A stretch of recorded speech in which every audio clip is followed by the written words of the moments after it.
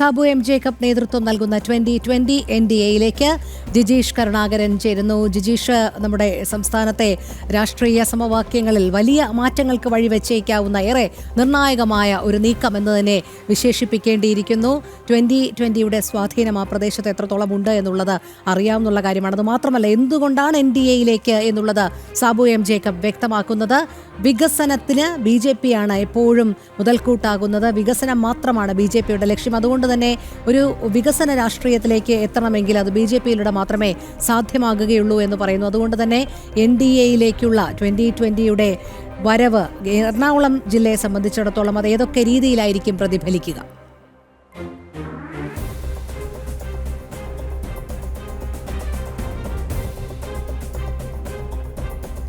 രോഹിണി, 2020 NDAയിൽ എത്തുന്നതോടുകൂടി അത് വലിയ മാറ്റങ്ങൾക്കുള്ള ഒരു വഴിത്തിരിവ് തന്നെയായിരിക്കും. നിരവധി ആളുകൾ, അതായത് 2020 സ്നേഹിക്കുന്ന ആളുകളുണ്ട്, BJPക്കൊപ്പം നിൽക്കുന്ന ആളുകളുണ്ട്, വികസന കാഴ്ചപ്പാടുള്ള ആളുകളുണ്ട്. അത്തരം ആളുകളെ, നിരവധി ആളുകളെ നമുക്ക് പല ഭാഗങ്ങളിലും കാണാൻ പറ്റും. ചേച്ചി, 2020യുടെ ഒരു ജനകീയത അതിങ്ങനെ കൂടി വരുമല്ലേ? എങ്ങനെ വന്നാലും കൂടി വരും. എല്ലാവർക്കും ഇപ്പം മനസ്സിലായി, ഞങ്ങൾക്ക് ഇനിയും ഈ കേരളത്തിലെ ജനങ്ങൾക്ക് എന്തെങ്കിലും ചെയ്യാൻ പറ്റുള്ളൂ എന്ന് സാറ് നിന്നാൽ മാത്രമേ അത് പറ്റുള്ളൂ എന്നറിയാം. അതുകൊണ്ട് എല്ലാവരും നമ്മുടെ ഒപ്പം ഉണ്ട്. ഞാൻ കുമ്മനോട്ടിലാണ് എൻ്റെ വീട്. പക്ഷേ അവരെല്ലാവരും എന്നോട് സ്ഥാനാർത്ഥിയായിട്ട് നിൽക്കാൻ പറഞ്ഞപ്പോൾ ഞാൻ പറഞ്ഞു, എനിക്ക് ഇത്രയും പ്രായമായില്ല, ഇപ്പം ഈ തവണ ഞാൻ നിൽക്കണില്ല എന്ന് പറഞ്ഞിട്ട് എല്ലാവരും എന്നിട്ട് പറയാണ്, ചേച്ചി നിൽക്കണോട്ടോ. അപ്പം ഞങ്ങൾക്ക് 2 തവണ ഈ ചേലക്കുളം വാർഡ് കിട്ടിയില്ല, 3 തവണയും കിട്ടിയിട്ടില്ല. അപ്പം ഈ തവണ ഞാൻ നിന്നിരുന്നെങ്കിൽ ജയിച്ചേനെന്ന് പറയാത്ത ആൾക്കാരില്ല. എങ്ങനെയാണ് അദ്ദേഹം ഏത് മുന്നണിയുടെ ഒപ്പം നിന്നാലും നമ്മളെ ജനകീയ പിന്തുണ അദ്ദേഹത്തിന് കൂടുതലേ ഉള്ളൂ? കൂടുതൽ ഇച്ചിരി ചായ്വുള്ളത് BJP ആണ്. ആളുകൾ അതിനെ പിന്തുണക്കാനല്ലേ സാധ്യതയുള്ളൂ? ജനങ്ങൾ മൊത്തം പിന്തുണയ്ക്കും എന്നാണ് തോന്നണേ. അത് പിന്തുണയ്ക്കും ശരിയായിട്ടും. 2020യുടെ എന്തൊക്കെ നേട്ടങ്ങളാണ് അവരിലേക്ക് ആകർഷിച്ചത്? വികസനം എന്ന് പറഞ്ഞാൽ പറഞ്ഞ തീരാത്ത അത്ര കാര്യങ്ങളാണ് പറഞ്ഞ് നമ്മൾ പറഞ്ഞ ഇന്ന കാര്യങ്ങളാണ് ചെയ്തേക്കണതെന്ന് പറയാൻ പറ്റില്ല. അതിന് മാത്രം കാര്യങ്ങളാണ് ഇവിടെ ചെയ്തേക്കണത്. ഈ നാട്ടിലെ ജനങ്ങൾക്ക് വേണ്ടിയിട്ടേ, വീടില്ലാത്തവർക്കും റോഡുകളായിട്ടും പിന്നെ കുളങ്ങളായിട്ടും പിന്നെ എന്താണ് ഭക്ഷ്യസുരക്ഷാ മാർക്കറ്റ് ഞങ്ങൾ പകുതി വിലയ്ക്കല്ലേ കൊടുത്തുകൊണ്ടിരുന്ന സാറ്. ഇപ്പം നിർത്തി വെച്ചേക്കാണെങ്കിലും അടുത്തന്നെ തുടങ്ങും, 3-4 ദിവസത്തിനുള്ളിൽ തുടങ്ങും. അതും ജനങ്ങൾക്ക് വലിയ നേട്ടമല്ലേ. ദാരിദ്ര്യം ആദ്യം തന്നെ ഈ നാട്ടിൽ തുടച്ചു മാറ്റി. അതറിയാമോ? 15 വർഷമായി ഞാൻ സാറിൻ്റെ ഒപ്പം നിൽക്കുന്നു. എനിക്ക് ഇവിടുത്തെ എല്ലാ കാര്യങ്ങളും എനിക്കറിയാം. അപ്പോൾ അതുകൊണ്ടാണ് ഞാൻ പറയണത്, ഇനിയെങ്കിലും ഈ പാവപ്പെട്ട ജനങ്ങൾ രക്ഷപ്പെടണമെങ്കിൽ ഈ എറണാകുളത്തെ എന്താ നടക്കണേ, ഈ വെള്ളക്കെട്ടും ഇതൊക്കെ ആയിട്ട് അതുപോലെ ഈ പാവപ്പെട്ട ജനങ്ങൾക്ക് എന്താണ് ചെയ്യാൻ പറ്റണതെന്ന് വെച്ചാൽ നല്ല മനസ്സോടുകൂടി സാറ് എല്ലാവർക്കും ചെയ്യും. ജാതി രാഷ്ട്രീയം ഒന്നും നോക്കില്ല സാറ്. എല്ലാവരും സഹകരിച്ച് നിന്ന് ഒരു മുഖ്യമന്ത്രി സ്ഥാനം സാറിന് കൊടുക്കുകയാണെങ്കിൽ ഈ കേരളം രക്ഷപ്പെടും. അതെനിക്ക് പറയാനുള്ളത്. വളരെ പേരെങ്ങനെയായിരുന്നു? എൻ്റെ പേര് ലളിത ഗോപി. എവിടെ സ്ഥലം? കുമ്മനോട് സ്വദേശിയായ ലളിത ചേച്ചി വളരെ കൃത്യമായി തന്നെ എന്തുകൊണ്ടാണ് ഈ ഒരു 2020യെ പിന്തുണയ്ക്കുന്നത്, ജനകീയ നേട്ടങ്ങൾക്കൊപ്പം പോകാൻ ജനങ്ങൾ തയ്യാറാകുന്നത് എന്ന് തന്നെയാണ് കൃത്യമായി നമ്മളോട് പറഞ്ഞത്. അതുപോലെ 2020യെ സ്നേഹിക്കുന്ന ഒരുപാട് ആളുകളുണ്ട്, 2020ക്കൊപ്പം നീങ്ങുന്ന ഒരുപാട് ആളുകളുണ്ട്. അവരുടെ ഒരു പിന്തുണ തന്നെയാണ് 2020ക്ക് എന്നും വലിയ നേട്ടങ്ങൾക്ക് കാരണമായിട്ടുള്ളത്. അവർ 2020 ഏത് മുന്നണിക്ക് ഒപ്പം എന്നതല്ല, അവരെന്ത് തീരുമാനമെടുക്കുന്നു എന്നതാണ്. അത് പ്രത്യേകിച്ച് BJPയോടൊപ്പമാകുമ്പോൾ, NDAയ്ക്കൊപ്പമാകുമ്പോൾ, വികസന കാഴ്ചപ്പാടുള്ള ഒരു സംഘടനയ്ക്കൊപ്പം ആകുമ്പോൾ അതാണ് ഏറ്റവും പ്രധാനമെന്ന് തന്നെയാണ് അവർ ചൂണ്ടിക്കാണിക്കുന്നത്. ശരി ജിജീഷ്, തുടരുക. പ്രജിത് മോഹനൻ ചേരുന്നു. പ്രജിത്ത്, ഔദ്യോഗികമായ പ്രഖ്യാപനം നാളെയായിരിക്കും ഉണ്ടാകുക. അതിനു മുൻപ് തന്നെ ചർച്ചകൾ നടത്തി 2020 NDAയുടെ ഭാഗമാകുന്നു എന്നുള്ളത് അറിയിച്ചു കഴിഞ്ഞു. എന്തുകൊണ്ടാണ് NDAയിലേക്കുള്ളത് എന്നുള്ളതും വ്യക്തമായി കഴിഞ്ഞു. എന്തായാലും വരാനിരിക്കുന്ന നിയമസഭാ തെരഞ്ഞെടുപ്പിലടക്കം ഈ വലിയ നീക്കം BJPയെ സംബന്ധിച്ചിടത്തോളം എന്തൊക്കെ രാഷ്ട്രീയ മാറ്റങ്ങൾക്കാകും വ്യതിചലിക്കുക? വലിയൊരു നിർണായക നീക്കമാണല്ലോ BJPയുടെ ഭാഗത്തു നിന്നും ഉണ്ടായിരിക്കുന്നത് 2020 NDAയുടെ ഭാഗമായതോടുകൂടി തന്നെ. കൃത്യമായി അങ്ങനെ തന്നെ പറയേണ്ടി വരും. കാരണം കേരളത്തിലെ രാഷ്ട്രീയ പണ്ഡിതന്മാരെ എല്ലാം ഞെട്ടിച്ചുകൊണ്ട്, രാഷ്ട്രീയ നിരീക്ഷകരെയൊക്കെ ഞെട്ടിച്ചുകൊണ്ട്, മാധ്യമങ്ങളെ അടക്കം ഞെട്ടിച്ചുകൊണ്ട്, ഒരു വിവരവും എല്ലാം ഞെട്ടിച്ചുകൊണ്ട്, രാഷ്ട്രീയ നിരീക്ഷകരെയൊക്കെ ഞെട്ടിച്ചുകൊണ്ട്, മാധ്യമങ്ങളെ അടക്കം ഞെട്ടിച്ചുകൊണ്ട്, ഒരു വിവരവും ചോർന്നു പോകാതെ വലിയ പ്ലാനിങ്ങോട് തന്നെ വലിയ ചർച്ചകൾ നടത്തി. ആ ചർച്ചകൾക്കൊടുവിൽ NDAയുടെ ഭാഗമായി 2020 മാറിയിരിക്കുന്നു എന്നുള്ളതാണ്. അതിൽ എടുത്തു പറയേണ്ട ഒരു കാര്യം, ഈ 2020 NDAയിലേക്ക് വരുന്നു എന്നതിനപ്പുറത്തേക്ക് മറ്റ് പല മുന്നണികൾക്കും അല്ലെങ്കിൽ മറ്റു പല മുന്നണികളിൽ നിന്നും മറ്റു പല പാർട്ടികൾക്കും വിട്ടുപോരാൻ പോലും ആ ചിന്തകൾ ഉണ്ടാകുന്ന അല്ലെങ്കിൽ അത്തരത്തിലുള്ള ശക്തി പകരുന്ന ആ ഒരു മാറ്റത്തിന് പ്രചോദിതമാകുന്ന തരത്തിലുള്ളൊരു മുന്നേറ്റമാണ് NDA ഇപ്പോൾ സംഭവിച്ചിരിക്കുന്നത് എന്നുള്ളത് പറയേണ്ടിയിരിക്കുന്നു. കാരണം 2020 എന്ന് പറയുന്നത് പേരിനൊരു രാഷ്ട്രീയ പാർട്ടിയല്ല. അതിപ്പോൾ ഇടത് വലത് മുന്നണികളിലൊക്കെയുള്ള പല പേപ്പർ സംഘടനകൾ എന്നൊക്കെ നമ്മൾ വിളിക്കാറുള്ള രാഷ്ട്രീയ പാർട്ടികളുണ്ട്. പക്ഷേ 2020 ഒരു പ്രത്യേകത അവരൊരു പ്രദേശത്ത് പ്രവർത്തിച്ച് മത്സരിച്ച് വിജയിച്ച് തെളിയിച്ച രാഷ്ട്രീയ സംവിധാനമാണ് എന്നുള്ളതാണ്. പലയിടങ്ങളിലും ഇപ്പോൾ നമ്മൾ നേരത്തെ പറഞ്ഞുള്ള തദ്ദേശ തെരഞ്ഞെടുപ്പിൽ കേരളത്തിലെ 2 മുഖ്യധാര രാഷ്ട്രീയ പാർട്ടികൾക്കെതിരെയും അവർക്കൊപ്പം നിന്ന് 2020 തോൽപ്പിക്കാൻ ശ്രമിച്ച 25ഓളം രാഷ്ട്രീയ പാർട്ടികൾക്കുമെതിരെ നിന്ന് മത്സരിച്ച് 89 ഇടങ്ങളിൽ ജയിക്കാൻ കഴിഞ്ഞ, പലയിടത്തും പ്രതിപക്ഷ സംവിധാനമായി മാറാൻ കഴിഞ്ഞ, 4ഓളം പഞ്ചായത്തുകൾ ഭരിക്കാൻ കഴിഞ്ഞ ഒരു രാഷ്ട്രീയ സംവിധാനമാണ് അല്ലെങ്കിൽ ഒരു പൊളിറ്റിക്കൽ പാർട്ടിയാണ് 2020 എന്നുള്ളത്. മധ്യ കേരളത്തിൽ ഒരു സ്ട്രെങ്ത് ഉള്ള രാഷ്ട്രീയ പാർട്ടിയായി വളർന്നു കയറിയിരിക്കുന്നു അവർ. അപ്പോൾ അതുപോലൊരു രാഷ്ട്രീയ സംവിധാനത്തിന്, അതുപോലൊരു രാഷ്ട്രീയ പാർട്ടിക്ക്, കേരളത്തിൽ ജയിച്ചു കയറാൻ കഴിയുന്ന രാഷ്ട്രീയ പാർട്ടിക്ക്, ഒറ്റയ്ക്ക് നിന്ന് മത്സരിച്ച് പോരാടി ജയിക്കാൻ കഴിയുന്ന ഒരു രാഷ്ട്രീയ സംവിധാനത്തിന്, അതേപോലെയുള്ള വിജയങ്ങൾ കാഴ്ചവെച്ചിട്ടുള്ള, അതേപോലെയുള്ള പോരാട്ടം കാഴ്ചവെക്കുന്ന NDAയുടെ ഭാഗമായി വരുമ്പോൾ ആ മുന്നണിക്ക് സ്വാഭാവികമായും കരുത്തു പകരും. 8 ഇടങ്ങളിൽ മത്സരിച്ച 2020 അവിടെ 15% വോട്ട് പിടിക്കാൻ കഴിഞ്ഞുവെങ്കിൽ മറ്റിടങ്ങളിലേക്ക് NDAയുടെ കരുത്തോടുകൂടി ചേർന്ന് മത്സരിക്കാനിറങ്ങുമ്പോൾ എത്ര ഇടങ്ങളിൽ വിജയിച്ചു കയറുമെന്ന് നമുക്ക് ഇപ്പോൾ കണക്ക് കൂട്ടി പറയാൻ കഴിയില്ല. പക്ഷേ പല സീറ്റുകളിലും NDAയുടെ വിജയസാധ്യതകളെ അത് വലിയ രീതിയിൽ മുന്നോട്ട് കൊണ്ടുപോകുമെന്നുള്ള കാര്യത്തിൽ തർക്കമില്ല. ഇപ്പോൾ തന്നെ 40-ലധികം സീറ്റുകളിൽ BJPയുടെ വോട്ട് നില, NDAയുടെ വോട്ട് നില എന്നുള്ളത് തദ്ദേശ തെരഞ്ഞെടുപ്പിൽ വെച്ച് നോക്കുമ്പോൾ അത് വളരെ വലുതാണ്. പലയിടങ്ങളിലും മറ്റ് 2 മുന്നണികളെക്കാളും ജയിച്ചു കയറാൻ കഴിയുന്ന സാഹചര്യത്തിലേക്ക് കാര്യങ്ങൾ എത്തി നിൽക്കുകയാണ് NDAക്ക്. അപ്പോൾ അവിടേക്ക് എത്തി നിൽക്കുമ്പോഴാണ് ഈ തദ്ദേശ തെരഞ്ഞെടുപ്പിലുണ്ടാക്കിയ വലിയ മുന്നേറ്റം അവിടെ നിലനിൽക്കുമ്പോഴാണ് അതിന് പിന്നാലെ ഞാൻ മുൻപ് സൂചിപ്പിച്ചതുപോലെ വിജയിച്ചു കയറിയ ചരിത്രമുള്ള പുതിയൊരു രാഷ്ട്രീയ സന്ദേശം നൽകുന്ന 2020 പോലെ ഒരു രാഷ്ട്രീയ പാർട്ടി NDAയുടെ ഭാഗമായി മാറുന്നത്. അത് ഈ പറയുന്ന രീതിയിൽ ഒന്ന് NDAയുടെ വിജയസാധ്യതകളെ വല്ലാതെ വർദ്ധിപ്പിക്കുന്നുണ്ട്. അതോടൊപ്പം തന്നെ മത്സരിച്ച് ജയിക്കാൻ കഴിയുന്ന രാഷ്ട്രീയ സംവിധാനങ്ങൾക്ക് മറ്റ് മുന്നണികളിൽ കൃത്യമായ അവസരം ലഭിക്കാതെ പോകുന്ന രാഷ്ട്രീയ സംവിധാനങ്ങൾക്ക് മാറി ചിന്തിക്കാൻ മൂന്നാമത് NDA ഉണ്ട് എന്നുള്ളൊരു ചിന്ത കൂടി, എന്നുള്ളൊരു പ്രതീക്ഷ കൂടി നൽകുന്ന ഒരു മുന്നേറ്റമാണ് ഇപ്പോൾ NDAക്ക് ഉണ്ടായിരിക്കുന്നത് എന്നുള്ളത് പറയാതിരിക്കാൻ വയ്യ. കേരളത്തിലെ പല രാഷ്ട്രീയ പാർട്ടികളും മാറി ചിന്തിക്കുന്ന സാഹചര്യം ഒരുപക്ഷെ 2020യുടെ ഈ കടന്നുവരവോടെ ഉണ്ടാകുമെന്നുള്ളതാണ്. ഇടത് വലത് മുന്നണികളെ ഫൈറ്റ് ചെയ്ത് നിന്ന ഒരു രാഷ്ട്രീയ സംവിധാനം എന്നതുകൂടി 2020യുടെ പ്രത്യേകതയാണ്. പലപ്പോഴും 2020യുടെ പ്രവർത്തകരെയൊക്കെ കായികമായി ആക്രമിക്കാൻ നടത്തിയ ശ്രമങ്ങൾ പോലും നമ്മൾ കണ്ടിട്ടുള്ളതാണ്. പലയിടത്തും അവർക്ക് തെരഞ്ഞെടുപ്പ് പ്രചാരണം നടത്താൻ അവരെ അനുവദിക്കാതിട്ടുണ്ടായ സാഹചര്യം നമ്മൾ കണ്ടതാണ്.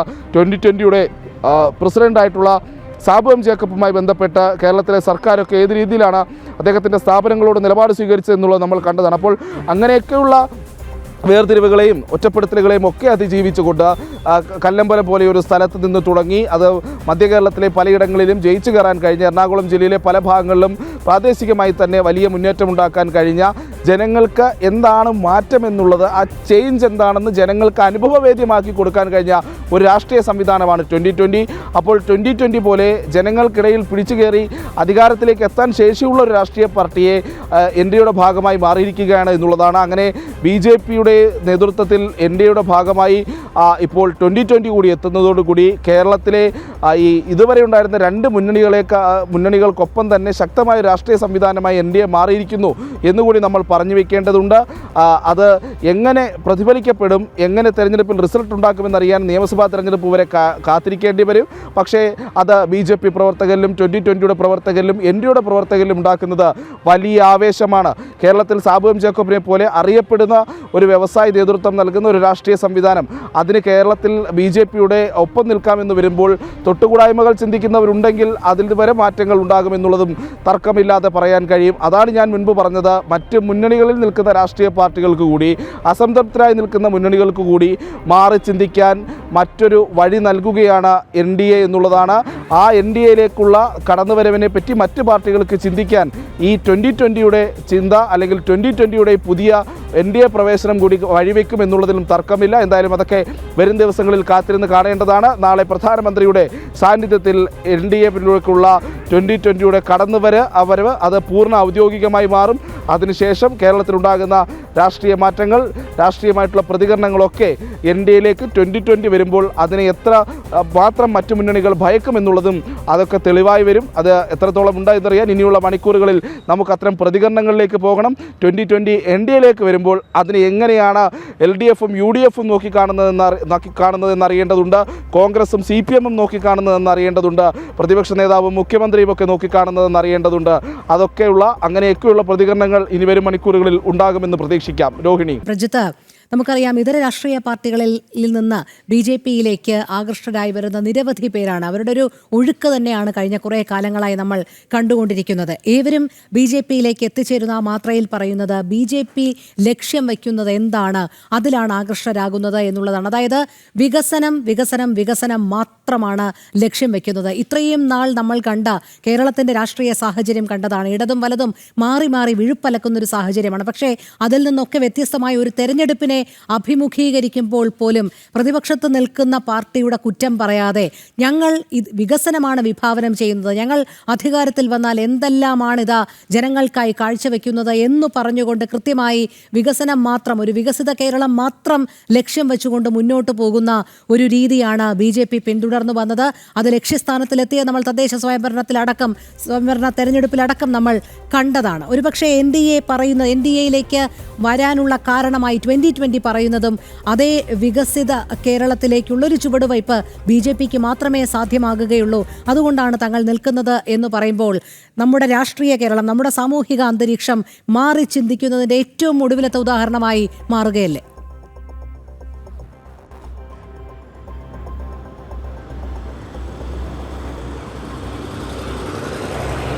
രോഹിണി, അങ്ങനെ തന്നെ പറയാം. കാരണം വികസനമാണ് നാടിന് വേണ്ടത്. മറ്റ് ഈ രാഷ്ട്രീയ പാർട്ടികൾ തമ്മിലുള്ള തർക്കമോ രാഷ്ട്രീയ പാർട്ടികൾ തമ്മിലുള്ള പോർവിളികളോ വാഗ്വാദങ്ങളോ സംഘർഷമോ അല്ല നാടിൻ്റെ മുന്നോട്ട് പോക്കിന് അനിവാര്യം, നാടിൻ്റെ വളർച്ചയ്ക്ക് അനിവാര്യം. ഈ തിരിച്ചറിവാണ് BJPയുടെ സംസ്ഥാന അധ്യക്ഷൻ രാജീവ് ചന്ദ്രശേഖർ കൃത്യമായി അദ്ദേഹം കഴിഞ്ഞ കുറേ കാലമായി പറയുന്നുണ്ട്. BJPയുടെ രാഷ്ട്രീയം എന്ന് പറയുന്നത് അത് വികസിത കേരളത്തിന് വേണ്ടിയുള്ള രാഷ്ട്രീയമാണ്. അത് തലസ്ഥാനത്ത് നിന്നിപ്പോൾ കോർപ്പറേഷൻ തെരഞ്ഞെടുപ്പിൽ അദ്ദേഹം പറഞ്ഞൊരു കാര്യമുണ്ട്, വികസിത അനന്തപുരി വഴി വികസിത കേരളം എന്നുള്ളതാണ്. അദ്ദേഹത്തിൻ്റെ എല്ലാ മെസ്സേജുകളിലും അങ്ങനെ ഒരു സന്ദേശം എപ്പോഴും അദ്ദേഹം ആവർത്തിക്കാറുണ്ട്. വികസനം വികസനം വികസനം, നാടിൻ്റെ വികസനം ഉണ്ടാകുക എന്നുള്ളതാണ്. ഈ വിവാദങ്ങൾ ഉണ്ടാക്കി രാഷ്ട്രീയം കളിക്കുന്ന പതിവ് ശൈലിയിൽ തുടരാൻ ആഗ്രഹമില്ല. അതല്ല BJPയും NDAയും മുന്നോട്ട് വയ്ക്കുന്നത് എന്നുള്ള കാര്യം തന്നെയാണ് ഇപ്പോൾ BJP സംസ്ഥാന അധ്യക്ഷൻ രാജീവ് ചന്ദ്രശേഖർ ആവർത്തിച്ചുകൊണ്ടിരിക്കുന്നത്. സമാനമായിട്ടുള്ള ഒരു രാഷ്ട്രീയ നിലപാടാണ് തങ്ങളും സ്വീകരിക്കുന്നത് എന്നുള്ളതാണ് സാബു എം ജേക്കബ്, 2020യുടെ അധ്യക്ഷനായിട്ടുള്ള സാബു എം ജേക്കബും പറയുന്നത്. അപ്പോൾ സമാനമായിട്ടുള്ള വികസനത്തെ മുൻനിർത്തി പ്രവർത്തിക്കുന്ന രണ്ട് രാഷ്ട്രീയ സംവിധാനങ്ങൾ, ഒന്ന് ദേശീയ തലത്തിലടക്കം വിവിധ സംസ്ഥാനങ്ങൾ ഭരിക്കുന്ന, രാജ്യം ഭരിക്കുന്ന രാഷ്ട്രീയ പാർട്ടി, രണ്ട് കേരളത്തിലെ ഒരു പ്രാദേശിക തലത്തിൽ തുടങ്ങി ആ പ്രാദേശിക തലത്തിൽ നിന്ന് വിവിധ പഞ്ചായത്തുകളിലേക്ക് വളർന്നു കയറി പലയിടത്തും വിജയിച്ച് മത്സരിക്കാൻ കഴിയുന്ന രീതിയിലേക്ക് മാറി, പലയിടത്തും വിജയിച്ച് കയറി. എന്നാൽ മറ്റ് ഇടത് വലത് മുന്നണികൾ ഒരുമിച്ച് നിന്ന് പരാജയപ്പെടുത്തിയത് കൊണ്ട് മാത്രം പലയിടങ്ങളിലും പരാജയം നേരിടേണ്ടി വന്ന ഒരു രാഷ്ട്രീയ സംവിധാനം. അതുകൂടി ഇത് രണ്ടും ഒരേ വികസന കാഴ്ചപ്പാട് പറഞ്ഞ് മുന്നോട്ട് പോകുന്നു, ഒരേ വികസനത്തിൻ്റെ ഒരു ലക്ഷ്യത്തെ വിട്ട് മുന്നോട്ട് പോകുന്ന സാഹചര്യം ഉണ്ടാകുന്നു. അപ്പോൾ അത്തരം രണ്ട് പാർട്ടികൾ ഒന്നിച്ചു ചേരുന്നത് അത് സ്വാഭാവികം തന്നെ ആകേണ്ടതാണ്. പക്ഷേ BJPയിലേക്ക് വരുമ്പോൾ, NDAയിലേക്ക് വരുമ്പോൾ കേരളത്തിൻ്റെ പരമ്പരാഗത രാഷ്ട്രീയ ചിന്താഗതിയിൽ നിന്ന് മാറി മൂന്നാമതൊരു മുന്നണി എന്നുള്ളൊരു തിരഞ്ഞെടുപ്പ് ഇപ്പോൾ NDAയുടെ കൂടെ തുടക്കത്തിൽ കേരളത്തിൽ നിൽക്കുന്ന രാഷ്ട്രീയ സംവിധാനങ്ങൾക്കപ്പുറത്തേക്ക് NDAയ്ക്ക് നിന്ന് പുറത്ത് ഇതുവരെ NDAയുമായി സഹകരിച്ചിട്ടില്ലാത്തൊരു രാഷ്ട്രീയ സംവിധാനം കടന്നു വരുമ്പോൾ അതിന് വലിയ അലയൊലികൾ ഉണ്ടാകുമെന്നുള്ള കാര്യത്തിൽ തർക്കമില്ല. പ്രത്യേകിച്ച് 2020 പോലെ ഒരു പ്രദേശത്തെ ജനങ്ങളുടെ മുഴുവൻ വികാരമായി മാറിയ, അവിടുത്തെ വികസനത്തിൻ്റെ വലിയ കാഴ്ചപ്പാടുകൾ മുന്നോട്ട് വെച്ച ഒരു രാഷ്ട്രീയ സംവിധാനം NDAയോടൊപ്പമായി മാറുമ്പോൾ അത് NDAയ്ക്ക് നൽകുന്ന വലിയൊരു ബൂസ്റ്റുണ്ട്. പ്രത്യേകിച്ച് NDAയിലേക്ക് കൂടുതൽ ഘടകകക്ഷികൾക്ക് കടന്നു വരാനുള്ള ഒരു സാഹചര്യം ഒരുക്കി നൽകുന്ന, അല്ലെങ്കിൽ അത്തരമൊരു സന്ദേശം കൂടിയാണ് ഈ 2020യുടെ കടന്നുവരവ് നൽകുന്നത് എന്നുള്ള തർക്കമില്ല. എന്തായാലും 2020യുടെ കടന്നുവരവോടുകൂടി കേരളത്തിൽ വലിയ രാഷ്ട്രീയ മാറ്റങ്ങൾ NDAയുമായി ബന്ധപ്പെട്ടുണ്ടാകുന്നു എന്നുള്ളതാണ്. അതിൽ NDAയിലെ മാറ്റങ്ങൾ ഉണ്ടാകുന്നു. NDAയിലെ ഒരു പ്രധാനപ്പെട്ട പ്രബലമായിട്ടുള്ളൊരു കക്ഷി രണ്ടാമത്തെ ഒരു കക്ഷിയായി വരുന്നു എന്നുള്ള കാര്യം അവിടെ നിലനിൽക്കുന്നു. പലയുടെ സീറ്റുകളിൽ വിജയിച്ചു കയറിയ രാഷ്ട്രീയ സംവിധാനം NDAയുടെ ഭാഗമായി അവരുടെ സ്വതന്ത്രമായ കാഴ്ചപ്പാടോടുകൂടി അവർ NDAയുടെ കാഴ്ചപ്പാടിനോട് ചേർന്ന് നിൽക്കാനായി തയ്യാറായി വരുന്നു എന്നുള്ളതാണ്.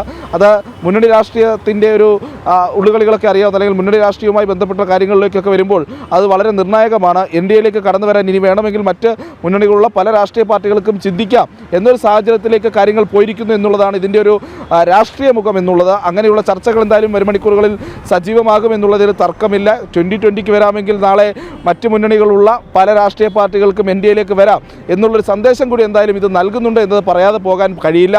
പക്ഷേ അപ്പോഴും വികസനം ലക്ഷ്യമിട്ട് മുന്നോട്ട് പോകുന്ന രാഷ്ട്രീയ സംവിധാനങ്ങൾ, രണ്ട് രാഷ്ട്രീയ സംവിധാനങ്ങൾ ഒന്നിച്ചിരിക്കുന്നു എന്നുള്ളതാണ് ഇതിൽ ഏറ്റവും പ്രധാനപ്പെട്ട കാര്യം. അത് കേരളത്തിന് ഏത് രീതിയിൽ ഗുണകരമാകുമെന്നൊക്കെ അറിയാൻ ഇനി വരും ദിവസങ്ങളിൽ കാത്തിരിക്കേണ്ടി വരും. അപ്പോഴും നാളെ പ്രധാനമന്ത്രിയുടെ സാന്നിധ്യത്തിൽ NDAയുടെ ഭാഗമായി മാറുകയാണ് 2020 എന്നുള്ളതാണ്. അതിൽ വലിയ രീതിയിലുള്ള പ്രഖ്യാപനങ്ങൾ എന്തെങ്കിലുമൊക്കെ നാളെ ഉണ്ടാകുമോ എന്നുള്ളത് നമ്മൾ കാത്തിരുന്ന് കാണേണ്ടതുണ്ട്. ഇനി വരും ദിവസങ്ങളിൽ 2020 NDAയിൽ കയറിയതുമായി ബന്ധപ്പെട്ട് വലിയ ചർച്ചകൾ ഉണ്ടാകുമെന്നുള്ള കാര്യത്തിലും തർക്കമില്ല. കാരണം 2020യും NDAയും ഒന്നിച്ചു നിൽക്കുമ്പോൾ, വികസനം പറയുന്ന രണ്ട് രാഷ്ട്രീയ സംവിധാനങ്ങൾ ഒന്നിച്ചു ചേരുമ്പോൾ അത് കേരളത്തിൽ ഉണ്ടാക്കുന്ന അതിൻ്റെ ഇമ്പാക്റ്റ് വളരെ വലുതാണ്. ആ ഇമ്പാക്റ്റിനെ ചൊല്ലിയുള്ള ചർച്ചകളുണ്ടാകും. ആ ഇമ്പാക്റ്റിനെതിരെയുള്ള നിലപാടുകൾ സ്വീകരിക്കുന്ന രാഷ്ട്രീയ മുന്നണികളുടെ അഭിപ്രായ പ്രകടനങ്ങളുണ്ടാകും. പ്രതിപക്ഷ നേതാവിനും മുഖ്യമന്ത്രിക്കുമൊക്കെ ഈ 2020യുടെ NDA പ്രവേശനം എങ്ങനെയാണ് അവർ അതിൽ പ്രതികരിക്കുക എന്നുള്ളത് കാത്തിരുന്ന് കാണേണ്ടതുണ്ട്. കാരണം UDF 2020യെ UDFിലേക്ക് കൊണ്ടുപോകാൻ പലരും ശ്രമം നടക്കുന്നതായിട്ടുള്ള വിവരങ്ങളൊക്കെ ഇടയ്ക്ക് പുറത്തു വന്നതാണ്. പക്ഷേ അത് അങ്ങനെ യാഥാർത്ഥ്യമായില്ല. 2020 NDAയ്ക്കൊപ്പം ചേരാൻ തീരുമാനിക്കുകയും ചെയ്തു. അതിൽ പ്രതിപക്ഷ നേതാവടക്കമുള്ളവർക്ക് എന്താണ് പറയാനുള്ളത് എന്നതടക്കമുള്ള കാര്യങ്ങൾ ഏറെ നിർണായകമാണ്. രോഹിണി.